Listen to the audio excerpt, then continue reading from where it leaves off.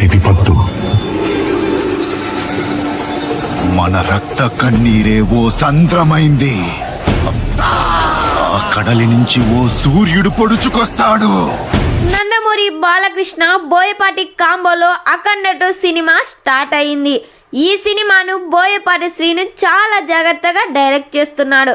Nandamuri fans Balayya బాబుని ఎలా చూడాలనుకుంటున్నారో అంతకు మించి ఈ సినిమాలో చూపించబోతున్నాడంట.